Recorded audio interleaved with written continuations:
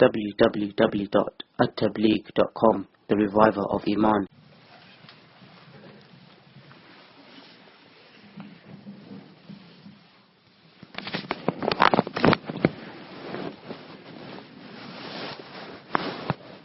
الحمد لله نحمده ونستعينه ونستغفره ونؤمن به ونتوكل عليه ونعوذ بالله من شرور أنفسنا ومن سيئات أعمالنا من يهده الله فلا مضل له ومن يضلله فلا هادي له ونشهد أن لا إله إلا الله وحده لا شريك له ونشهد أن سيدنا ومولانا محمدا عبده ورسوله أما بعد فأعوذ بالله من الشيطان الرجيم بسم الله الرحمن الرحيم يا أيها الذين آمنوا توبوا إلى الله توبة نصوحا عسى ربكم أن يكفر عنكم سيئاتكم ويدخلكم جنات تجري من تحتها الأنهار صدق الله العظيم وصدق رسوله النبي الكريم ونحن على ذلك لمن الشاهدين والشاكرين والحمد لله رب العالمين. بزرگوں، بھائیو، دوستو، عزیزو، قاری صاحب نے ابھی انہی آیات کو نماز میں تلاوت کیا تھا. یا ایھا الذین آمنوا توبوا الی اللہ توبۃ نصوحا. بدن بھی تھکا ہوا ہے، دماغ بھی تھکا ہوا ہے، اس لیے کہ وہاں بھی مسلسل اسباق کی ہمہ ہمی، سفر کا مسئلہ. سوچا تھا یہاں کچھ آرام ملے گا، لیکن یہاں آنے کے بعد بھی وہی حال رہا. تو نہ بدن جواب دے رہا ہے، نہ دماغ جواب دے رہا ہے. ذہن میں آیا کہ لاؤ یہ جو آیات ابھی قاری صاحب نے تلاوت کی نماز میں، اسی سے متعلق چند باتیں عرض کر دوں. حق تعالی جل شانہ کو وہ بندہ بہت پسند ہے جو بندہ اپنے رب سے معافی مانگتا ہے. میں نے آج دوپہر کی مجلس میں بھی ایک بات کہی تھی کہ گناہ کرنا برا ہے، گناہ ہو جانا برا نہیں ہے. جان بوجھ کر گناہ نہ کریں. گناہ ہو جاتے ہیں، انسان ہے، بشر ہے، بشری تقاضا ہے، اس سے گناہ ہو جاتے ہیں. لیکن جان بوجھ کر گناہ کی طرف جانا، حضرت علی رضی اللہ تعالیٰ عنہ کو نبی اکرم صلی اللہ علیہ وسلم نے فرمایا، علی سنو، اگر اچانک کی نظر کسی عورت پر پڑ گئی وہ معاف ہے، لیکن دوبارہ اس کی طرف نظر اٹھانا یہ تمہارا قصدی گناہ ہوا. فرمایا یہ معاف نہیں ہے اللہ کے وہاں. تو بحیثیت بشر ایک انسانی تقاضا ہے کہ اس سے کچھ نہ کچھ گناہ ہو جاتا ہے. گناہ ہو جانا برا نہیں ہے، گناہ کرنا برا ہے. تاہم گناہ ہو جائیں تو انسان کو چاہیے کہ اپنے رب سے توبہ کرے. یا ایھا الذین آمنوا توبوا الی اللہ توبۃ نصوحا. اے ایمان والو، اپنے رب سے توبہ نصوحا کرو. توبہ نصوحا کس کو کہتے ہیں؟ توبہ نصوحا کا معنی ہوتا ہے جو کام، جو گناہ، جو معاصی ہم سے ہو گئے اس پر ندامت ہو، افسوس ہو کہ میں نے یہ کیا کر لیا، اور آئندہ نہ کرنے کا عزم اور پختہ ارادہ ہو کہ میں اب کبھی بھی اس گناہ کی طرف نہیں جاؤں گا. اس کو کہا جاتا ہے توبہ نصوحا. اور اگر گناہ ہو گیا نہ اس پر ندامت، جیسے آج کل ہمارا حال ہے. اللہ ہی ہمیں معاف فرمائے کہ جو شان کافر کی بیان کی تھی نبی کریم صلی اللہ علیہ وسلم نے، کافر کی شان یہ بیان کی تھی کہ مومن کی شان تو یہ ہے کہ اگر اس سے گناہ ہو جاتا ہے تو ایسا ہے جیسے پہاڑ کے نیچے دب گیا. اور کافر کی شان یہ ہے کہ بڑے بڑے گناہ کرنے کے بعد بھی جیسے ناک پہ مکھی بیٹھی اور اس کو اڑا دیا. آج جو کافر کی شان تھی وہ مومن کا حال ہو گیا ہے کہ بڑے بڑے گناہ کرتے ہیں اور اس کو معمولی سمجھ لیا جاتا ہے، حقیر سمجھ لیا جاتا ہے، گویا وہ یہ سمجھ رہا ہے کہ میں نے کچھ کیا ہی نہیں ہے. تو توبہ نصوحا کی بہت ضرورت ہے ایمان والو. حضرات صحابہ کرام کا معمول، صحابہ کرام کی زندگی عجیب و غریب تھی. روایتوں میں کعب بن مالک رضی اللہ تعالیٰ عنہ کا واقعہ بہت تفصیل سے لکھا ہوا ہے، اور کعب بن مالک نے خود وہ واقعہ بیان فرمایا. حضرت کعب رضی اللہ تعالیٰ عنہ فرماتے ہیں کہ غزوہ تبوک میں جا نہیں سکا، حالانکہ غزوہ تبوک میں میرے پاس فراوانی تھی، مال کی وسعت تھی، 2 سواریاں تھی۔ حضرت نے اعلان فرمایا تھا کہ سب کو چلنا ہے، اور امتحان بڑا عجیب و غریب تھا کہ باغات تیار ہیں، پھل پکنے پر ہے، کھجور پکنے، وہ تو گرمی کے موسم میں کھجور پکتی ہے، کھجور بالکل پکنے کو تیار ہے، اور دوسری طرف حال یہ ہے کہ اس سال اتنی کھجوریں بھی نہیں آئی ہے، یعنی تنگی اور جو ہے عسر کا مسئلہ ہے، اسی لیے غزوہ تبوک کا نام دوسرا ہے غزوۃ العسرہ، تنگی کے ایام کا غزوہ۔ تو عجیب و غریب اللہ نے امتحان لیا، اور میرے بھائیوں وہ امتحان اگر اللہ میرا اور آپ کا لے لیں تو حلف بخدا میں کہتا ہوں کہ ہم ناکام ہو جائیں گے۔ حضرات صحابہ جو کامیاب ہوئے، یہی وجہ ہے کہ قرآن کریم میں صحابہ سے متعلق حق تعالی جل شانہ نے فرمایا اولئک الذین امتحن اللہ قلوبہم للتقوی، اللہ تعالیٰ نے اپنے صحابہ کا امتحان لیا، یعنی ان کے دلوں کا امتحان لیا تقوی کی کسوٹی پر۔ وہ پرچہ نہیں تھا کہ جو لکھ کر کے پاس ہو گئے ہو، وہ زبانی امتحان نہیں تھا کہ جس میں جواب دے دیا اور کامیاب ہو گئے ہو، ان کے دلوں کا امتحان لیا اور دلوں کو گرمایا گیا، اور ایسے حالات میں ان کو دھکیل دیا گیا کہ ان حالات کو دیکھتے ہوئے ہماری تو روح کانپ جاتی ہے کہ صحابہ کرام کیسے کامیاب ہوئے۔ لیکن حضرات صحابہ کا مزاج تھا کہ وہ بڑے سے بڑی مصیبت کے اندر بھی مد نظر اللہ کو رکھتے تھے، نہ کہ اپنی دنیا کو مد نظر رکھا کرتے تھے۔ غزوہ احد کے اندر ایک غزوہ بدر میں ایک صحابی رضی اللہ تعالیٰ عنہ نہیں جا سکے، انس بن نضر رضی اللہ تعالیٰ عنہ، ان کو افسوس رہا کہ اللہ اکبر میں جا نہیں سکا بدر کے اندر، اب کہ اگر کوئی مسئلہ پیش آیا تو یہ انس اپنی جان کو اللہ کے راستے میں پیش کر دے گا۔ فَمِنْهُمْ مَنْ قَضَى نَحْبَهُ وَمِنْهُمْ مَنْ يَنْتَظِرُ وَمَا بَدَّلُوا تَبْدِيلًا، انہی مقدس ہستیوں سے متعلق آیت اتری ہے۔ فَمِنْهُمْ مَنْ قَضَى نَحْبَهُ، بعض وہ ہیں جنہوں نے اپنے عہد کو پورا کیا۔ احد میں جاتے ہو صرف فوٹو نہ کھنچواؤ، گھوم کر نہ آ جاؤ، کھجوریں خرید کر نہ آ جاؤ، ٹوپیاں خرید کر نہ آ جاؤ، وہاں سونے والی ایک شخصیت ہے جو حضرت حمزہ کے پڑوس میں سوئی ہوئی ہے، مصعب ابن عمیر رضی اللہ تعالی عنہ، جو احد کے میدان میں سوئے ہوئے ہیں۔ ان سے متعلق قرآن کریم میں اللہ نے فرمایا فَمِنْهُمْ مَنْ قَضَى نَحْبَهُ وَمِنْهُمْ مَنْ يَنْتَظِرُ وَمَا بَدَّلُوا تَبْدِيلًا، کچھ وہ ہیں جنہوں نے اللہ سے عہد کیے تھے پورے کر لیے، اور کچھ انتظار میں ہے کہ مالک تیرا موقع، تو مجھے موقع کب دے اور میں تیرے راستے میں تیرا پیارا بن جاؤں۔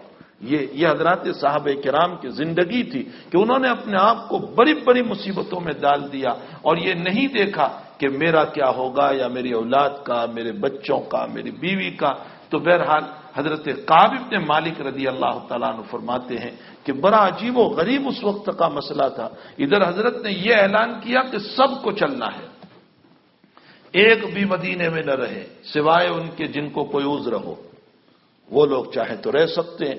کعب فرماتے ہیں میرے پاس 2 سواریاں، میں گھر پہ آیا، ساری تیاری میں نے کر لی، لیکن دل میں آیا 2 سواری ہے، تیز رفتار سواری ہے، کل نکلوں گا پہنچ جاؤں گا، پرسوں نکلوں گا پہنچ جاؤں گا۔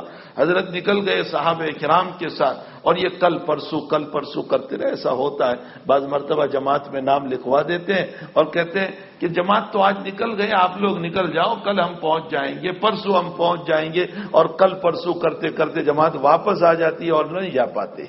یہ کاہلی ہو جاتی ہے، یہ سستی ہو جاتی ہے۔ کعب بن مالک رضی اللہ تعالیٰ عنہ سچے صحابی، پکے صحابی، جانثار صحابی، انصاری صحابی ہے، اور یہ وہ صحابی ہے جنہوں نے حضرت کو سب سے پہلے ایمان لا کر مدینے آنے کی دعوت دی تھی۔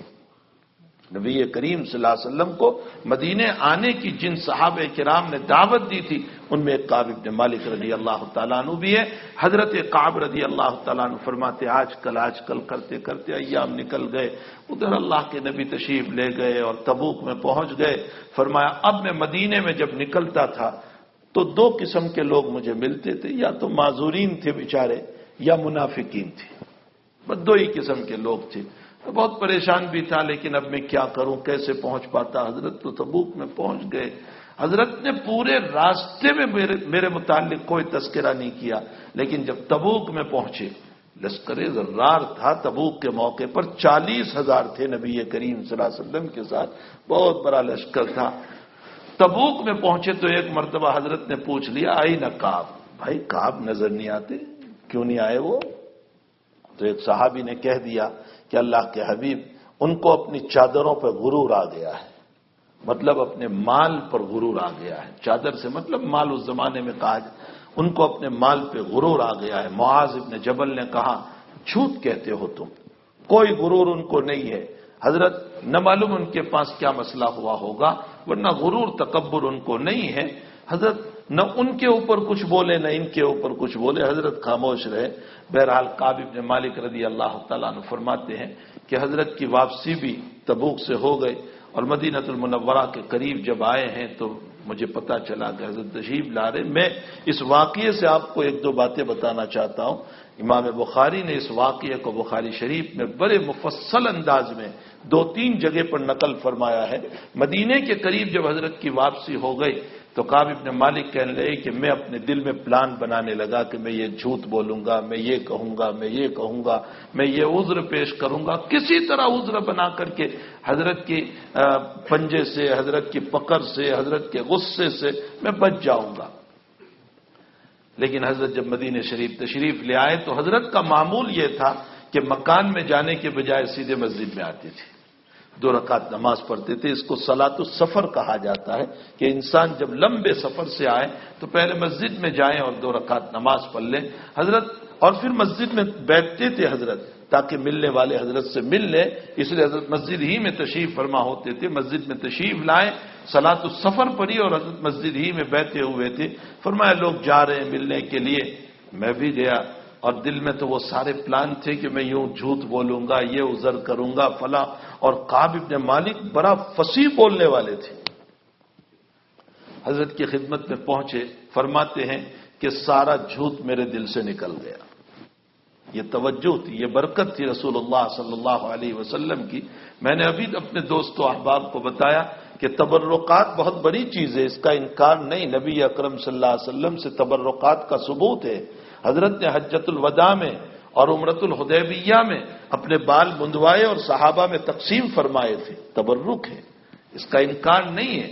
حضرت کی تلوار مبارک آج بھی استنبول کے اندر میوزیم میں سب سے زیادہ حضرت کے تبرکات ترکی میں ہیں، استنبول کے اندر، اور حضرت کا زرہ مبارک بھی وہاں استنبول کے اندر ہے، اور بہت ساری چیزیں جو نبی کریم صلی اللہ علیہ وسلم سے متعلق ہے، بالسند یہ ثابت ہے۔ اسی لیے ترکی کے بادشاہ جب سلیم خان کر کے جب وہاں ترکی کے بادشاہ تھے تو ان کو ان چیزوں سے اتنا پیار تھا، اتنی محبت تھی حضور کے تبرکات سے، کہ جس حجرے شریفہ میں یہ ساری چیزیں رکھی تھی انہوں نے کچھ حفاظ رکھے تھے قرآن پڑھنے والے، جو ہر وقت قرآن پڑھتے رہتے تھے۔ ایک حافظ صاحب 5 پارہ پڑھتے، وہ چلے جاتے تو دوسرے حافظ صاحب شروع کر دیتے۔ 24 گھنٹے تلاوت قرآن کا وہاں ماحول رہتا تھا، اور باقاعدہ ان کو تنخواہ دی جاتی تھی حکومت کی طرف سے۔ اور سلیم صاحب نے یوں کہا تھا کہ جہاں میرے نبی کے تبرکات ہیں وہاں قرآن کے انوار بھی ہونے چاہیے۔ قرآن تو بڑی عجیب و غریب کتاب ہے، اس کی قدردانی ہم نے کہاں کی؟ ہم نے اس کو کہاں قدر کی نگاہ سے دیکھا؟ نہ عمل کی لائن سے، نہ اس کی تلاوت کی لائن سے، نہ اس کو پکڑنے کی لائن سے۔ ہم نے قرآن کریم کے ساتھ وہ معاملہ ہی نہیں کیا ہے، ورنہ قرآن کریم تو لا یمسہ الا المطہرون کہہ رہا ہے۔ فرمایا تمہارا دل بھی صاف ہو، تمہارا ظاہر بھی صاف ہو قرآن کریم کے پڑھنے والوں۔ تو یہ عجیب و غریب کتاب حق تعالیٰ جل شانہ نے عطا فرمائی ہے، اس کے ذریعے سے انوار پھیلتے ہیں۔ تو خیر تبرکات کا ثبوت ہے روایتوں کے اندر، اس کا انکار نہیں کیا جا سکتا۔ کوئی شیخ کا تبرک کھا رہا ہے کہ شیخ کا بچا ہوا کھا رہا ہے، کوئی جو ہے شیخ کا بچا ہوا پانی پی رہا ہے، یہ سارے تبرکات اپنی جگہ مسلم ہے، اس کا کوئی انکار نہیں کر سکتا۔ لیکن ایک بات میں عرض کروں، قرآن کریم وہ تبرک ہے، وہ تبرک ہے، وہ تبرک ہے کہ جو کسی شیخ کا بچا ہوا نہیں ہے، کسی شیخ کا بچا ہوا پانی نہیں ہے، کسی شیخ کا بچا ہوا کھایا ہوا نہیں ہے، بلکہ قرآن وہ تبرک ہے جو اللہ کے اندر سے نکلا ہوا ہے۔ خداوند قدوس کے اندر سے نکلا ہوا ہے، اللہ نے کلام کیا ہے، اسی لیے تمام کتابیں، تورات ہو یا زبور ہو یا انجیل ہو، وہ کتاب ہے اور ہماری کتاب کلام ہے۔ یہ کلام ہے، وہ کتاب ہے۔ کلام اور کتاب میں فرق یہ ہے کہ تورات، زبور، انجیل کو اللہ نے لکھ کر بھیجا تھا اور قرآن کریم کو خود بول کر بھیجا ہے۔ حق تعالی شانہ نے کلام فرمایا ہے، تو قرآن مقدس وہ کتاب ہے جو اللہ کے اندر سے نکلی ہوئی ہے۔ وہ کتنا اونچا تبرک ہوگا جو ذات خداوندی کے اندر سے نکلا، اور پھر وہ اونچا تبرک جب میرے اور آپ کے سینے میں اور ہمارے معصوم بچوں کے سینے میں حفظ قرآن کی شکل میں جب اندر میں اترتا ہے تو اللہ کے اندر سے نکلا ہوا ہمارے اندر میں جاتا ہے، تو کتنا اونچا تبرک ہمارے اندر جا رہا ہے، کتنی عظیم دولت ہے۔ میرے بھائیوں، جن کے بچے حافظ ہوئے ہیں یا حافظ ہو رہے ہیں، وہ احسان مانے رب کریم کا، اور ان بچوں سے بھی میری گزارش ہے کہ اس قرآن کے آ جانے کے بعد ڈرگس کی طرف نہ جانا، حرام چیزوں کی طرف نہ جانا، شراب کی طرف نہ جانا، ناجائز چیزوں کی طرف نہ جانا، اس لیے کہ یاد رکھو ایک عامی اور جاہل انسان شراب کی طرف چلا گیا یا ڈرگس کی طرف چلا گیا یا ناجائز چیزوں کی طرف چلا گیا، اس کو ایک عذاب ہوگا، اللہ کی اس امانت کو سینے میں لے کر اگر ہم ان چیزوں کی طرف جائیں گے تو اللہ کی طرف سے ڈبل عذاب ہوگا، اور یہ بڑی خطرناک بات ہے۔ اس لیے ہمیں چاہیے کہ حفظ قرآن جن کے بچے ہوئے حافظ، ان کے لیے بہت بڑی نعمت ہے، بہت بڑی نعمت ہے، بہت بڑی سعادت ہے، بہت بڑی چیز ہے جو اللہ تعالیٰ نے عطا فرمائی ہے۔ میں ہندوستان میں جگہ جگہ کہا کرتا ہوں، اگرچہ اہل دنیا کی نظر میں حافظ اور عالم کا وہ مقام نہیں ہے جو دنیاوی تعلیم والوں کا مقام ہوا کرتا ہے، ویسے بھی آپ دیکھ لیں کہ دنیاوی نالج کے اعتبار سے ایک سرسری آپ مثال لے لیں کہ جو تنخواہیں ان کی طے کی جاتی ہے، یہ علماء کی، یہ حفاظ کی وہ تنخواہیں طے نہیں کی جاتی، جو ان کے ساتھ معاملہ کیا جاتا ہے وہ ان کے ساتھ نہیں کیا جاتا۔ تاہم ایک بات ضرور ہے، اہل دنیا کی نظر میں اگرچہ تمہاری عزت نہ ہو لیکن اللہ کی نظر میں تم بہت پیارے ہو۔ شرط یہ ہے کہ ہمیں اپنے علم پر عمل بھی ہونا چاہیے، ہمیں اپنے قرآن پر عمل بھی ہونا چاہیے، ہمیں اپنے قرآن کی قدر بھی ہونی چاہیے۔ اگر مجھے میرے قرآن کی قدر نہیں ہے تو پھر حق تعالی شانہ کو بھی ہماری قدر نہیں ہوگی۔ تو قرآن ایک عجیب و غریب کتاب ہے، حق تعالی شانہ نے اس کے اندر ہمیں متوجہ کیا ہے۔ خیر میں یہ کہہ رہا تھا کہ کعب ابن مالک رضی اللہ تعالیٰ عنہ بڑے فصیح و بلیغ بولنے والے حضرت کے سامنے بیٹھے، خود کعب فرماتے ہیں کہ میں جب اللہ کے نبی علیہ السلام کے سامنے بیٹھا تو حضرت مسکرائے میری طرف دیکھ کر، لیکن آپ کی مسکراہٹ میں غصہ تھا، آپ کی مسکراہٹ میں غصہ معلوم ہو رہا تھا۔ میں حضرت کے سامنے بیٹھا اور میں نے حضرت سے کہا، حضرت میں کسی دنیا دار کے سامنے بیٹھتا تو اس فصیح انداز میں بولتا کہ وہ میرے جھوٹ کو بھی سچ سمجھ لیتا، لیکن حضرت مجھے معلوم ہے میں آپ کے سامنے اگر جھوٹ بولوں گا ابھی تو آپ یہ سمجھ لیں گے کہ میں سچا ہوں، لیکن کل کو آپ پر وہی اتر گئی تو آپ ہمیشہ کے لیے مجھے نکال دیں گے، اس لیے میں جھوٹ نہیں بولتا، میں صاف صاف کہتا ہوں اللہ کے حبیب مجھے کوئی عذر نہیں تھا، بس میرا مسئلہ سستی کا رہ گیا، آج کل کرتے کرتے میں نہیں آ سکا۔ حضرت نے جب یہ بات سنی تو حضرت نے فرمایا تم اپنے دعوے میں اپنی بات میں سچے ہو۔ اس کے بعد حضرت نے فرمایا کہ اب تمہارے ساتھ بائیکاٹ ہوگا، قطع تعلق ہوگا، تمہارے ساتھ کوئی بات نہیں کرے گا، کب تک؟ جب تک اللہ کا حکم نہ اتر جائے، جب تک تمہاری توبہ آسمان سے نہیں آتی۔ میں آپ کو توبہ ہی سے متعلق اس واقعے کو سنا رہا ہوں، جب تک تمہاری توبہ آسمان سے نہیں آتی۔ اور سارے مدینے والوں کو منع کر دیا، کوئی کعب سے بات نہیں کرے گا۔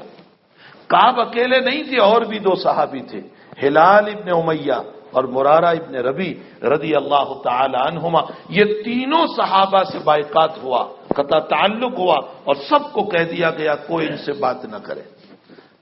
کعب فرماتے ہیں کہ وہ دونوں تو برے تھے، اس لیے وہ گھر سے نکلتے ہی نہیں تھے، میں تو جوان تھا، میں کہاں گھر میں بیٹھا رہتا، میں جب باہر نکلتا، مارکیٹ میں جاتا، بازار میں جاتا، کوئی میرے ساتھ بات کرنے کے لیے تیار نہیں۔ کعب فرماتے ہیں میں جان بوجھ کر مجلس میں جاتا تو حضرت کو سلام کرتا، اور میں دیکھتا تھا کہ حضرت کے ہونٹ ہل رہے ہیں یا نہیں جواب دینے کے لیے۔ فرمایا میں جان بوجھ کر حضرت کی پڑوس میں نماز پڑھتا تھا، جہاں حضرت نماز پڑھتے میں جان بوجھ کر وہی نماز پڑھتا تھا، اور نماز میں کنکھیوں سے دیکھتا تھا کہ حضرت مجھے دیکھتے ہیں یا نہیں دیکھتے۔ کیا محبت تھی صحابہ کو، اپنے نبی سے کیا پیار تھا ان کو۔ فرمایا میں نماز میں دیکھتا رہتا تھا میرے نبی کو، مجھے دیکھتے ہیں یا نہیں دیکھتے۔ فرماتے ہیں کعب رضی اللہ تعالیٰ عنہ، جب میں نماز پڑھتا تو حضرت مجھے دیکھتے تھے، اور جب میں سلام پھیر کر حضرت کو دیکھتا تو حضرت منہ پھرا لیتے تھے۔ حافظ ابن حجر عسقلانی رحمۃ اللہ علیہ نے جو بڑے محدث ہے، اس جملے پر لکھا ہے کہ نماز میں نبی اس لیے دیکھتے تھے کہ نماز میں تو اللہ بھی متوجہ ہوتا ہے، تو نبی کیوں متوجہ نہیں ہوگا؟ جب اللہ تعالیٰ جل شانہ نظر فرماتے ہیں تو پھر اللہ کا نبی کیوں متوجہ نہیں ہوگا؟ اس لیے حضرت دیکھتے تھے۔ کعب فرماتے ہیں 1 دن 2 دن 4 دن 10 دن 20 دن گزر رہے ہیں اور ہمارے ساتھ کوئی بات کرنے کے لیے تیار نہیں، زمین ہمارے لیے تنگ ہو گئی۔ قرآن کریم میں بما رحبت، ہمارے لیے زمین تنگ ہو گئی اس کی کشادگی کے باوجود۔ ارے جیسے کسی انسان کے ساتھ کوئی بات نہیں کرتا ہوں تو وہ کہتے ہیں ارے میرے لیے زمین جو ہے تنگ ہو گئی، کروی ہو گئی، میرا جینا مشکل ہو گیا۔ آپ انداز لگائیں کہ مدینے کا کوئی آدمی بات نہیں کر رہا ہے، اور کعب فرماتے ہیں مجھے اس بات کا خوف تھا کہ اگر اسی عالم میں میری موت ہو گئی تو حضرت میری جنازے کی نماز نہیں پڑھائیں گی۔ کتنا خوف، کتنا اپنے دل کے اوپر فکر تھی۔ اور اگر اس عالم میں نبی کی موت ہو گئی تو پھر میری موت تک کوئی ہم سے بات نہیں کرے گا، اس لیے کہ وہی کا سلسلہ ہی بند ہو جائے گا۔ بس ان دونوں فکر کی وجہ سے پریشان تھے۔ ایک دن اپنے چچازاد بھائی حضرت ابو طلحہ رضی اللہ تعالیٰ عنہ کے باغ میں گئے، جو ان کے دوست بھی تھے، ان کے ساتھی بھی تھے، اور ان کے محبوب بھی تھے، اور ان کے چچازاد بھائی بھی تھے، اور فرمایا میں تمہیں اللہ کا واسطہ دیتا ہوں، میں تمہیں اللہ کا واسطہ دیتا ہوں، میں مسلمان ہوں یا نہیں؟ تو انہوں نے کوئی جواب نہیں دیا۔ فرمایا میں تمہیں اللہ کا واسطہ دیتا ہوں، بار بار جب کہا تو انہوں نے صرف اتنا جواب دے دیا اللہ و رسولہ عالم، اللہ اس کا رسول بہتر جانتا ہے۔ فرماتے ہیں کہ کعب رضی اللہ تعالیٰ نے اسی وقت دھر دھر میرا رونا شروع ہو گیا کہ ایک دوست تھا وہ بھی مجھے یہ جواب دے رہا ہے۔ میں نے آپ کو بتایا کہ صحابہ کا جو امتحان لیا ہے ان میں سے تو اتنا بھی امتحان ہمارا اللہ نہیں لے رہا۔ جو امتحانات ان کے ہوئے تھے، جن کسوٹیوں پر ان کے اللہ تعالیٰ نے پرکھا ہے، اور پھر بھی ہمیں غرور یہ ہے کہ ہمارا ایمان بہت اعلیٰ ہے، ہمیں تکبر یہ ہے کہ ہمارا ایمان بہت اعلیٰ ہے۔ کہاں صحابہ کرام کا ایمان؟ یہی تو وہ بنیادیں تھی کہ جس کی بنیاد پر حضور نے فرمایا ساری امت کے صدقے کو ایک پلڑے میں رکھ دو، اور میرے صحابی کا ایک کھجور کا دانہ جو اس نے صدقہ کیا ایک پلڑے میں رکھ دو، فرمایا پوری امت کا صدقہ میرے صحابی کے ایک دانے کے صدقے کا مقابلہ نہیں کر سکتا ہے۔ مسلم شریف کی ایک روایت میں عجیب و غریب بات جناب نبی کریم صلی اللہ علیہ وسلم نے ارشاد فرمائی۔ حضرت نے فرمایا کہ بہت سے لوگ، ایک صاحب تھے، فرمایا انہوں نے اللہ سے یوں کہا واللہ واللہ واللہ 3 مرتبہ، اللہ کی قسم، اللہ کی قسم، اللہ کی قسم، ان اللہ تبارک و تعالی لا یغفر هذا الرجل، اللہ اس انسان کی کبھی مغفرت نہیں کرے گا، یہ گنہگار، یہ مجرم، یہ پاپی، یہ عاصی، یہ فلاں، یہ فلاں، اللہ اس کی مغفرت بالکل نہیں کرے گا۔ اللہ کے نبی فرماتے اسی وقت اللہ کی وحی اتری اس زمانے کے نبی پر، اور حق تعالی جل شانہ نے اس نبی کو بتایا کہ یہ کون ہوتا ہے مجھے قسم دینے والا کہ اللہ کی قسم میں اس کی مغفرت نہیں کروں گا، اس کی بخشش نہیں کروں گا۔ کیا اس کو اپنی عبادت پر غرور ہے؟ کیا اس کو اپنی نمازوں پر غرور ہے؟ کیا اس کو اپنے اچھے معاملات پر غرور ہے؟ سنو پھر اللہ کے نبی نے آگے کیا فرمایا، مسلم شریف کی صریح اور صحیح روایت، فرمایا اللہ نے یوں فرمایا اس کو اپنی عبادت پر غرور ہے، اس لیے مجرم کے باب میں یوں کہہ رہا ہے کہ اللہ کی قسم اللہ اس کی مغفرت نہیں کرے گا، اس کو کہہ دو میں نے میرے مجرم بندے کو معاف کر دیا، اور تیری عبادت پر پراؤد اور غرور کی بنیاد پر میں نے تیری ساری نیکیوں کو برباد کر دیا۔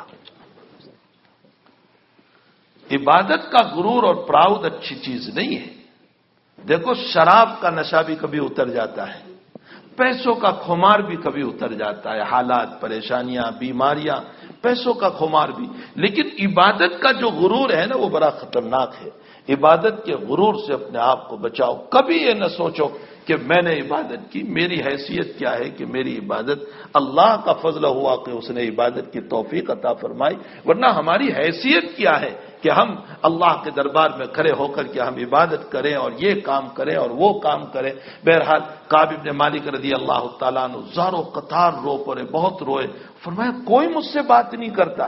کعب فرماتے کہ میں مارکیٹ میں گیا، مدینے کی مارکیٹ میں، اتنے میں غسان کے ایک آدمی آیا جو کاروباری تھا، تجارت کرنے کے لیے آیا تھا، غلہ بیچنے آیا تھا، نبتی تھا۔ نبتی اس زمانے میں کہتے تھے غلہ بیچنے والوں کو، اناج بیچنے والوں کو۔ تو وہ مدینے میں، اور غسان رومن امپائر کی تحت ایک چھوٹا سا ملک تھا، جیسے آپ کا یہ ملک ہے، اس کی ماتحت چھوٹے ملک ہوتے ہیں، تو رومن امپائر کی تحت غسان ایک چھوٹا سا ملک تھا۔ وہاں سے ایک نبتی غلہ بیچنے والا، تیل بیچنے والا مدینے میں آیا، اور اس نے مدینے کی مارکیٹ میں یہ پوچھا کہ کعب بن مالک کون ہے تم میں؟ تو مارکیٹ میں جو صحابہ تھے انہوں نے بتایا کہ وہ جا رہا ہے کعب۔ تو وہ آدمی دورہ دورہ میرے پاس آیا، اس نے اپنے جیب سے ایک کاغذ نکالا اور مجھے دیا۔ وہ خط غسان کے بادشاہ کی طرف سے تھا، بادشاہ نے دعوت دی، عیسائیت کے بادشاہ نے۔ اس میں لکھا ہوا تھا، ہم نے سنا ہے کعب کہ تمہارے نبی نے تم پر ظلم کیا ہے، تم سے بائیکاٹ کیا، قطع تعلق کیا، تم پر ظلم کیا ہے محمد نے، آ جاؤ ہمارے پاس، ملک بہت وسیع ہے، ہم تم کو ایک مقام دیں گے، ہمارے پاس آ جاؤ۔ اب آپ تھوڑی دیر کے لیے اس جملے پر غور فرمائیں، اگر ان حالات میں میرے اور آپ کے اوپر کسی دنیا کے بادشاہ کا خط آ جاوے تو ہم کیا کریں گے؟ میں میرے اعتبار سے کہتا ہوں، آپ کے اوپر نہیں، میں میرے اعتبار سے کہتا ہوں کہ شاید میں اپنے خط کو لے کر نبی پر ضرور احسان جتانے جاتا کہ آپ میرے ساتھ بولتے ہو یا مجھے دعوت ہے، میں وہاں چلا جاؤں۔ 100% ہمارا مسئلہ ہوتا کہ ہم احسان جتاتے کہ دیکھو اتنے بڑے بادشاہ کی طرف سے دعوت آئی ہے، تم یہ قطع تعلق کو ختم کرتے ہو یا نہیں؟ لیکن کعب بن مالک رضی اللہ تعالیٰ عنہ کا ضمیر ہے، آپ کا دل ہے، آپ نے نبی کو پتہ بھی نہیں چلنے دیا، اور کیا کہا؟ فرمایا یہ تو اور مصیبت آ گئی میرے اوپر، اتنی بڑی مصیبت آ گئی۔ حضرت نے خط لیا، پھاڑا اور تنور میں جلا دیا۔ حضرت جی مولانا یوسف صاحب رحمت اللہ علیہ نے اس جملے کے اوپر یوں فرمایا ہے، نبی کی تھوڑی سی ناراضگی، تھوڑی سی تو ناراضگی ہوئی نہ جانے پر، نبی کی تھوڑی سی ناراضگی باطل طاقت کو دعوت دینے کا ذریعہ بنی۔ آج باطل طاقتیں ہمیں عیسائیت کی، کفر کی، حنوت کی جو دعوت دے رہی ہے، وہ اس لیے کہ ہمارے اعمال کی وجہ سے نبی ناراض ہو چکے ہیں، اللہ کے حبیب ہم سے ناراض ہے، باطل طاقتیں ہم کو دعوت دے رہی ہے، ورنہ مجال تھی کہ باطل طاقت ہم کو دعوت دے دے۔ نبی کی تھوڑی سی ناراضگی صحابی کعب بن مالک جیسی شخصیت کو دعوت دے رہی۔ کعب نے وہ خط کو جلا دیا، فرمایا یہ تو اور بڑی مصیبت مجھ پر آ گئی۔ اب 50 دن، ابھی 40 دن ہوئے تھے کہ حضرت کا پیغام پہنچا، اور کیا پیغام؟ فرمایا بیویوں کو بھی الگ کرو۔ ابھی تک تو بیوی ساتھ تھی صرف، فرمایا اس کو بھی الگ کرو۔ تو کعب نے پیغام بھجوایا اللہ کے نبی کے پاس کہ اللہ کے رسول کیا کروں، طلاق دوں یا ویسے ہی الگ کروں؟ فرمایا نہیں، طلاق نہیں دینا ہے، ویسے ہی اس کے میکے بھیج دو۔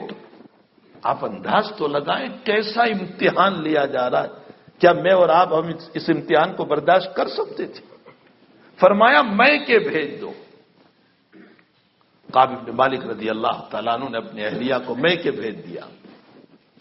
اب انہی حالات میں 50 دن گزر گئے، 50 دن پورے ہو گئے، زمین تنگ ہو چکی، وضاقت علی الارض بما رحبت، زمین کی کشادگی کے باوجود زمین ہمارے لیے تنگ ہو چکی تھی، اور رو رو کر اللہ سے دعائیں کی جا رہی تھی، مالک راستہ نکال، مالک راستہ نکال، نبی ناراض ہے، تو کوئی راستہ نکال دے، نبی ناراض ہے ہم سے۔ میرے بھائیوں، شفقت والا وہ نبی، وہ پیار والا جو ہمیں ملا ہے نا، حضرت عائشہ نے ایک مرتبہ دیکھا کہ حضرت بڑے خوش ہیں، فرمایا اللہ کے نبی میرے لیے کچھ دعا کر دو نا. تو اللہ کے نبی نے دعا فرمائی، اللہم اغفر لعائشہ ما قدمت وما اخرت وما اعلنت وما اخفت. اے اللہ میری عائشہ کے گناہوں کو معاف فرما، جو پہلے کیے، جو بعد میں کیے، جو علانیہ کیے، جو چھپ کر کیے، سب کو معاف فرما. تو حضرت عائشہ بہت جھومنے لگی، خوش ہو گئی. امی جان کہنے لگی بہت زبردست آپ نے میرے لیے دعا دی. فرمایا عائشہ ایک مرتبہ کی دعا پر تو خوش ہو گئی، یہ دعا روزانہ میری امت کے لیے میں 5 مرتبہ کرتا ہوں. روزانہ میری امت کے لیے میں 5 مرتبہ کرتا ہوں. اے اللہ میری امت کے گناہوں کو معاف فرما، ما قدمت وما اخرت وما اعلنت وما اخفت، جو پہلے کیے، جو بعد میں کیے، جو علانیہ کیے، جو چھپ کر کیے، میری امت کے ان گناہوں. ایسا شفیق نبی، لیکن ہمیں ہی آپ کی قدر نہیں ہے. بہرحال کعب بن مالک فرماتے 50 دن ہو گئے، فجر کی نماز کے بعد میں نماز پڑھ کے گھر چلا آیا، بات کرنے والا تو کوئی تھا نہیں. میں اپنے مکان کی چھت پر بیٹھا ہوا تھا، اور اتنے میں کوہ صلا پہاڑ آج بھی ہے، خندق جہاں ہوئی تھی وہ صلا پہاڑ آج بھی ہے.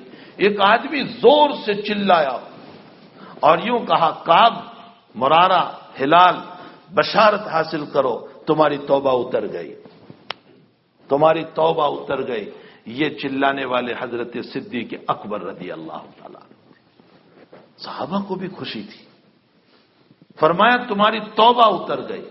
اور اتنے میں زبیر ابن عوام رضی اللہ تعالیٰ عنہ اونٹنی پر بیٹھ کر تیز رفتار بشارت سنانے کے لیے دوڑے اور گھر پہ پہنچے. کعب فرماتے زبیر دورے دورے میرے پاس آئے اور مجھے کہا مبارک ہو تمہیں کہ اب تعالیٰ نے تمہاری توبہ کی قبولیت کا اعلان فرما دیا، اور وہ بھی قرآن میں. وعلی الثلاثۃ الذین خلفوا، تمہاری توبہ کا اعلان قرآن میں آ گیا، تم مقبول ہو گئے.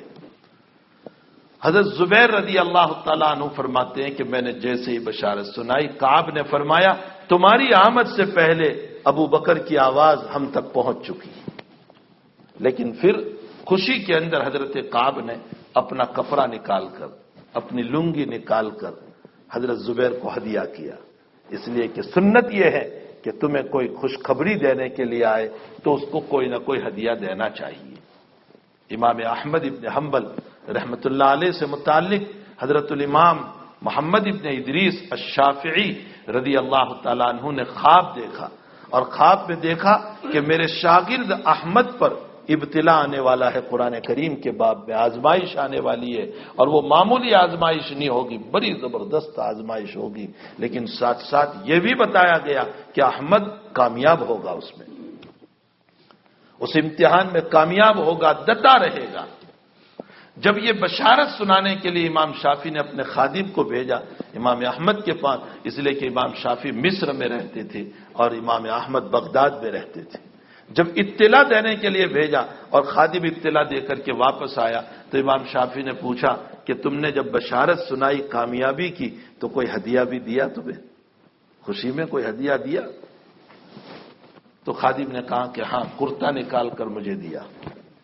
تو امام شافعی نے فرمایا 1 رات کے لیے مجھے اپنا کرتا دے دو، کل کو میں واپس کر دوں گا. امام شافعی نے وہ کرتا لیا، رات میں پانی میں بھگو دیا اور صبح کو وہ پانی پی لیا اور فرمایا احمد کا تقوی میرے اندر آ گیا. ایک شاگرد سے متعلق امام شافعی رحمۃ اللہ علیہ یہ فرما رہے، شاگرد سے متعلق امام احمد کا ایک مقام تھا بہت اونچا. امام احمد کا ورع اور تقوی، جب جیل خانے میں آپ کو ڈالے گئے اور جو آپ کو مارا گیا، فرماتے ہیں ہر کورے پر مجھے ایسا لگتا تھا کہ میری عقل چلی جائے گی، لیکن تس سے مس نہیں ہوا اور جمے رہے قرآن کریم کے اوپر. خون بہتا تھا آپ کے بدن سے، لیکن قرآن مقدس کے جس آزمائش اور ابتلا میں، یہ ایک علمی بحث ہے کہ وہ کیا مسئلہ تھا اور کس سلسلے میں آپ کے ساتھ یہ معاملہ ہوا. امام احمد فرماتے 22واں جب مجھے کوڑا لگا ہے، اس مرتبہ میں بے ہوش ہو کر گر پڑا، مجھے اٹھا کر ایک کمرے میں ڈال دیا. البتہ جب میرا ہوش آیا تب میں نے دیکھا کہ میں کسی کمرے میں پڑا ہوا ہوں اور میرے بدن سے خون نکل رہا ہے. لیکن اس آزمائش میں، اس امتحان میں بھی امام احمد ابن حنبل رحمۃ اللہ علیہ جمے رہے، اپنے دین کا سودا نہیں کیا، اپنے ضمیر کا سودا نہیں کیا، اب اپنی شریعت کا سودا نہیں کیا، آپ بکے نہیں، اس مسئلے میں آپ نہیں بکے، جمے رہے۔ یہی وجہ ہے کہ ہمارے حضرت نے فرمایا ان کے واقعے پر کہ دنیا کے بڑے بڑے پہاڑ ہل جاتے ہیں، لیکن احمد وہ پہاڑ تھا کہ ہمالیہ بھی اس کے سامنے حیثیت نہیں رکھتا ہے۔ اور پھر آگے فرمایا کہ امام احمد رحمت اللہ علیہ کی شخصیت وہ ہے جس نے دنیا کو یہ بتا دیا کہ تم اپنی ذات پر برداشت کر لینا لیکن نبی کی شریعت کا سودا نہ کرنا۔ بہرحال کعب ابن مالک نے اپنا کرتا دے دیا زبیر ابن عوام رضی اللہ تعالیٰ عنہ کو۔ کعب فرماتے میرے پاس اور کپڑا نہیں تھا، میں نے کسی سے مانگ کر لیا اور میں مسجد نبوی میں حضرت کے پاس پہنچا تو صحابہ کرام مجھے مبارکبادی دے رہے تھے، میں حضرت کی خدمت میں پہنچا تو حضرت مسکرائے اور مسکرا کر سینے سے لگایا اور پھر اس کے بعد فرمایا یا رسول اللہ یہ جو میری توبہ اتری ہے جو قبول ہو گئی یہ آپ کی طرف سے یا اللہ کی طرف سے؟ فرمایا اللہ کی طرف سے، میری طرف سے نہیں۔ اور اس کے بعد جو جملہ ارشاد فرمایا حضور پاک صلی اللہ علیہ وسلم نے کہ تیری پیدائش سے لے کر آج تک تیری زندگی میں خوشی کا ایسا دن کبھی نہیں آیا جو آج کا دن ہے۔ پیدائش سے لے کر آج تک خوشی کا ایسا دن کبھی نہیں آیا جو آج کا ہے۔ اس پر محدثین سوال کرتے ہیں کہ خوشی کا دن تو وہ تھا جس دن کعب ایمان لائے تھے، کعب ابن مالک رضی اللہ تعالیٰ عنہ جس دن ایمان لائے وہ بڑا خوشی کا دن تھا، لیکن حضرت نے اس کی بھی نفی کر دی اور فرمایا پیدائش سے لے کر آج تک ایسا خوشی کا دن کبھی نہیں آیا جو آج ہے۔ آخر کیا وجہ ہے؟ حافظ ابن حجر نے اس کا جواب یوں دیا کہ جس دن ایمان لائے یقیناً آپ ایمان لائے لیکن ایمان قبول ہوا یا نہیں ہوا اس کا پتہ نہیں ہے، البتہ آج توبہ قبول ہوئی اور قرآن میں اللہ نے وحی اتاری، اس میں یقین ہے تو یقین والا افضل ہوگا بغیر سمجھے اور بغیر جو ہے اور شک والے مسئلے کے مقابلے میں۔ وہاں علم نہیں ہے کہ قبول ہوا یا نہیں اور یہاں پورا یقین ہے کہ قبول ہو گیا، اس لیے جناب رسول اللہ صلی اللہ علیہ وسلم نے اس دن کو افضل بتایا۔ پھر کعب کو اپنے سینے سے لگایا اور فرمایا کعب سنو یہ تمہاری صداقت اور سچائی نے تمہیں نجات دی، تم سچ بولے۔ یہاں محدثین نے مسئلہ لکھا ہے اگر اپنے گناہوں سے سچی توبہ کرو گے تو حق تعالی جل شانہ ضرور تمہیں معاف کرے گا۔ کعب نے سچی توبہ کی، جھوٹ نہیں بولے۔ اب کعب کا جملہ سنو، اللہ کے حبیب جب میری سچائی نے مجھ کو نجات دی تو اب میں زندگی بھر کبھی جھوٹ نہیں بولوں گا، ہمیشہ سچ بولوں گا۔ تو میرے بھائیوں یا ایھا الذین آمنوا توبوا الی اللہ توبۃ نصوحا، سچی توبہ کرو۔ اللہ کو 420 والی توبہ پسند نہیں ہے کہ یہاں تو کہہ اللہ معاف کر اللہ معاف کر اور دل میں ہے کہ میں باہر جا کر وہی کروں گا، ایسی توبہ اللہ کو پسند نہیں۔ توبوا الی اللہ توبۃ نصوحا عسیٰ ربکم ان یکفر عنکم، بہت قریب ہے کہ اللہ تعالیٰ تمہیں معاف کر دے تمہارے گناہوں کو، اور بڑوں کی طرف سے امید دلانا یقین کے درجے میں ہوتا ہے۔ یہ یاد رکھیں اصول قرآن، عسیٰ ربکم کا یہ معنی نہیں امید ہے، مطلب بڑوں کی طرف سے امیدیں بھی یقین کے درجے میں ہوا کرتی ہے۔ یقیناً اللہ تعالیٰ ہماری توبہ کے اوپر ہمیں معاف کر دے گا۔ آگے فرمایا یوم لا یخزی اللہ النبی والذین آمنوا معہ، اللہ ذلیل نہیں کرے گا ان لوگوں کو قیامت کے دن جو نبی ہیں اور نبی پر ایمان لانے والے ہیں۔ اس آیت کی تفسیر میں بیان القرآن میں حکیم الامت حضرت اقدس تھانوی رحمۃ اللہ علیہ نے لکھا ہے کہ قیامت میں اگر اللہ جہنم میں داخل نہ بھی کرے تو قیامت کی رسوائی ہی بہت بڑا عذاب ہوگا۔ عذاب رسوائی کوئی معمولی عذاب نہیں ہوگا۔ یہی وجہ ہے کہ مسلم شریف کی روایت میں ہے کہ ایک آدمی پہلے غیر مسلم تھا، کافر تھا، بڑے گناہ کیے تھے، پھر ایمان لے آیا اور ایمان لانے کے بعد بھی وہی گناہ کرتا رہا تو نبی علیہ الصلوۃ والسلام فرماتے اخذ بالاول والآخر، دور کفر کے گناہوں پر بھی پکڑ ہوگی اور دور ایمان کے گناہوں پر بھی پکڑ ہوگی۔ وہاں سوال ہوتا ہے کہ دور کفر کے گناہ تو الاسلام یہدم ما کان قبلہ سے معاف ہو گئے تھے، اس پر پکڑ کیسی؟ وہاں محدثین نے جواب دیا ہے کہ دور کفر کے گناہ پر پکڑ کا مطلب جہنم نہیں، اللہ کی داد دپت ہوگی کہ نالائق، کمینے، بدتمیز، اسلام کے بعد بھی تو ان گناہوں سے نہیں رکا۔ وہاں امام نووی نے لکھا ہے اللہ کی داد دپت بھی کوئی معمولی چیز نہیں ہوگی۔ یوم لا یخزی اللہ النبی والذین آمنوا معہ نورہم یسعی بین ایدیہم وبایمانہم، ہمارے اعمال کا نور ہمارے ساتھ چلے گا، آگے پیچھے دائیں بائیں نور چلے گا ہمارے، یسعی بین ایدیہم وبایمانہم یقولون، اور یہ مومنین ایمان لانے والے یوں کہیں گے ربنا اتمم لنا نورنا، اللہ اپنے نور کو اور بڑھا، اللہ اپنے نور کو اور بڑھا تاکہ ہم منور ہو جائیں اور زیادہ، واغفر لنا، ہماری مغفرت میں اور اضافہ کر، ہمارے درجات کو بلند کر، انک علی کل شیء قدیر۔ روایتوں میں لکھا ہے کہ جناب نبی کریم صلی اللہ تعالی علیہ وسلم آخری دن فجر کی نماز صدیق اکبر رضی اللہ تعالیٰ عنہ نے پڑھائی اور حضرت کے پاس تشریف لائے اور فرمایا حضرت آج طبیعت اچھی معلوم ہو رہی ہے، آپ کی چہرے سے صحت معلوم ہو رہی ہے، بہت دنوں سے آپ کی علالت، آپ کی بیماری کی وجہ سے مقام سنح پر میں جا نہیں سکا، مجھے وہاں کام ہے، حضرت اگر آپ کی اجازت ہو تو میں آج ذرا وہاں چلا جاؤں۔ حضرت نے فرمایا ٹھیک ہے جائیے۔ صدیق اکبر رضی اللہ تعالیٰ عنہ مقام سنح پر پہنچے اپنے کام کے لیے، اور تھوڑی دیر ہوئی تھی کہ اطلاع پہنچی نبی کریم صلی اللہ علیہ وسلم کا انتقال ہو گیا، آپ کی وفات ہو گئی۔ صدیق دورے تشریف لائے، سیدھے حجرہ شریفہ میں گئے، یمنی چادر آپ کے اوپر اڑائی تھی، سفید چادر چہرے کے اوپر سے ہٹائی، پیشانی مبارک کو بوسہ دیا اور فرمایا لا یجمع اللہ علیک موتتین، اللہ آپ پر دو موتوں کو جمع نہیں کرے۔ مطلب یہ ہے کہ ابھی آپ کو موت آئی ہے، قبر میں زندہ ہونے کے بعد دوبارہ آپ کو موت نہیں آنے والی۔ یہاں محدثین ایک سوال کرتے ہیں اور وہ سوال یہ ہے کہ نبی اکرم صلی اللہ تعالی علیہ وسلم کو صبح دیکھا تو بڑے اچھے تھے، صدیق نے فرمایا آج چہرہ بڑا اچھا معلوم ہوتا ہے، صحت یاب ہے، آج اجازت ہو تو میں ذرا چلا جاؤں۔ حضرت نے اجازت دی، فرمایا ابھی صحت تھی اور ابھی انتقال ہو گیا تھوڑی سی دیر میں۔ حضرت شیخ نور اللہ مرکزہ حضرت مولانا زکریا صاحب رحمۃ اللہ علیہ نے لکھا ہے کہ اصل میں اللہ والوں کا حال یہ ہوتا ہے کہ مرنے سے پہلے اللہ ان کی زندگی کی عبادت کے نور کو ان کے چہرے پر ڈال دیتا ہے۔ حق تعالیٰ جل شانہ اللہ والوں کو، مومنوں کو، نیک اعمال کرنے والوں کو ان کی زندگی کا نور عبادت کا ان کے چہرے پر ڈال دیتا ہے، اور گناہ کرنے والوں کو اس کی ظلمت اس کے چہرے پر ڈال دیتا ہے۔ فرمایا عام مومنین کا جب یہ حال ہے کہ ان کے چہرے پر اللہ عبادتوں کا نور ڈال دیتا ہے اور بہت سے دیکھنے والے اسی نور کو صحت سمجھ لیتے ہیں کہ طبیعت اچھی ہو گئی، حالانکہ وہ طبیعت اچھی نہیں ہوئی ہے، وہ نور ہے، دنیا سے جانے کا اس کا وقت ہے۔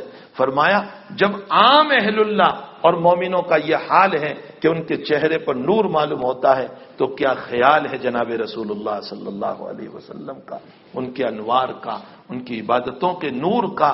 ظاہر سی بات ہے وہ نور تھا جس کو صدیق اکبر نے صحت سمجھ لیا۔ میرے بھائیو، اس لیے ہمیں چاہیے کہ ہم سچی توبہ کریں، توبہ کے ذریعے سے گناہ معاف ہوتے ہیں، اور ہم چاہتے ہیں کہ مرتے وقت ہمارا بھی چہرہ منور ہو، ہمارے چہروں پر بھی عبادت کا نور ہو، گناہوں کی ظلمتیں نہ ہو، تاریکیاں نہ ہو، گناہوں کا اندھیرا نہ ہو۔ حضرت حکیم الامت حضرت اقدس تھانوی رحمۃ اللہ علیہ ایک دعا فرمایا کرتے تھے، بہت کام کی دعا ہے، اس دعا کو یاد کر لو۔ حضرت نے یوں دعا کی کہ اے اللہ سورج گرہن کے موقع پر تو سورج کو پکڑ کر اس کو بے نور کر دیتا ہے، اس کی روشنی کو کھینچ لیتا ہے، اس کی نورانیت کو ختم کر دیتا ہے، اس کو تو بے نور بنا دیتا ہے۔ اے اللہ تجھ سے التجا ہے، تجھ سے معافی ہے، مرتے وقت اشرف علی کے چہرے سے اے اللہ تو کہیں میرے نور کو چھین کر میرے چہرے کو بے نور نہ بنا دینا، میرے گناہوں کی نحوست سے میرا چہرہ کہیں کالا نہ ہو جائے، ورنہ دیکھنے والے یوں کہیں گے بڑا منحوس معلوم ہوتا ہے۔ اے اللہ میں منحوسیت کی بد دعا لینا نہیں چاہتا ہوں، تو مرتے وقت میرے چہرے کو صاف ستھرا رکھنا، منور رکھنا۔ تو میرے بھائیوں، ایک مومن وہ ہے کہ جس کو یہ یقین ہے کہ مجھے مرنے کے بعد حاضر ہونا ہے، اپنا حساب دینا ہے، اللہ کے سامنے حضوری ہے، میری زندگی کا بولا ہوا کیا ہوا جو کچھ ہے ان سب کا حساب مجھے میرے رب کو دینا ہے۔ اور جب حساب دینا ہے تو پھر مومن کو اپنے باب میں بہت سوچنے کی بھی ضرورت ہے۔ اچھے اعمال ہم کریں، برے اعمال سے اپنے آپ کو بچائیں، اور برے اعمال اگر ہو جاتے ہیں توبہ کا اہتمام کریں۔ روزانہ رات میں 5 منٹ فارغ کرو اور توبہ کر لیا کرو۔ روزانہ رات میں 5 منٹ فارغ کرو اور خلوت میں بیٹھ کر اللہ سے توبہ کر لو۔ خدا پاک کی قسم، وہ مولا تو وہ ہے جو تمہیں فوراً معاف کرنے کے لیے تیار ہے۔ ہمارے اکابر نے لکھا ہے کہ دنیا میں مانگنے کا دستور یہ ہے کہ کوئی چادر بچھا کر مانگتا ہے، کوئی رومال بچھا کر مانگ رہا ہے، کوئی جھولی لے کر مانگ رہا ہے، کوئی پیالہ لے کر مانگ رہا ہے، کوئی کشکول لے کر کے مانگ رہا ہے۔ یہ دنیا میں مانگنے کے طریقے ہیں، لیکن اللہ کہتے ہیں جب تجھے مجھ سے مانگنا ہو تو نہ جھولی لینا ہے، نہ چادر لینا ہے، نہ رومال بچھانا ہے، نہ پیالہ لینا ہے، کچھ نہیں لینا ہے۔ بس ویسے ہی تو یوں 2 ہاتھ اٹھا کر کے مجھے یاد کر لینا، میں تجھے معاف کر دوں گا۔ بزرگوں نے لکھا ہے کہ ان میں سے کسی چیز کا محتاج نہیں بنایا، مانگنے کے لیے صرف ہاتھ اٹھانے کو کہا۔ فرمایا اس لیے کہ میرے بندے بہت ممکن ہے رات تو سویا اور رات میں 2 بجے تیری آنکھ کھلی اور تیرا گناہ یاد آ گیا اور تیرا مولا یاد آ گیا۔ کہاں تو پیالہ تلاش کرے گا اور چادر اور رومال تلاش کرے گا؟ تو سوتے سوتے بے وضو بھی میرے سامنے ہاتھ اٹھا لے گا، میں تجھے معاف کر دوں گا۔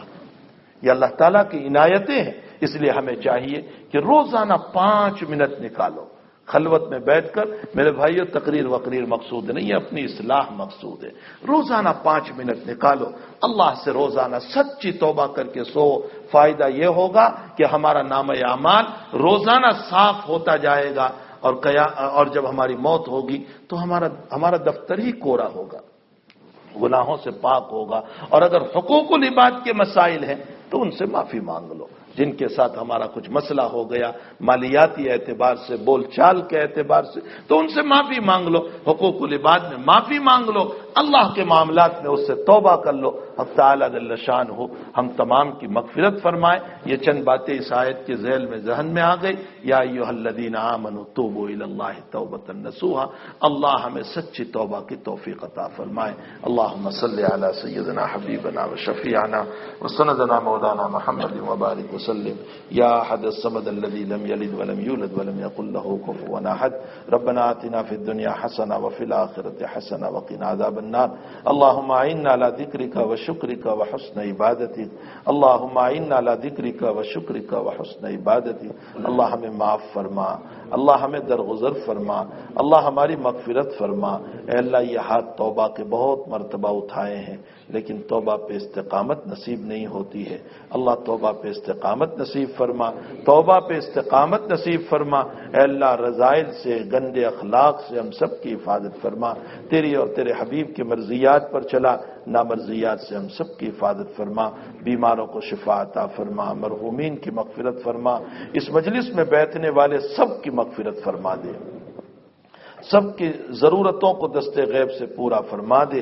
الہ العالمین، جو ہم نے مانگا اپنے فضل سے عطا فرما، نہیں مانگا وہ بھی اپنے فضل سے نصیب فرما۔ تیرے حبیب نے خیر کی لائن سے جتنا مانگا ہے ہم سب کو نصیب فرما، اور شر کی لائن سے جتنی پناہ چاہی ہم سب کو اس سے پناہ نصیب فرما۔ اللہم ربنا تقبل منا انک انت السمیع العلیم وتب علینا یا مولانا انک انت التواب الرحیم، وصلی اللہ علی النبی الکریم برحمتک یا ارحم الراحمین۔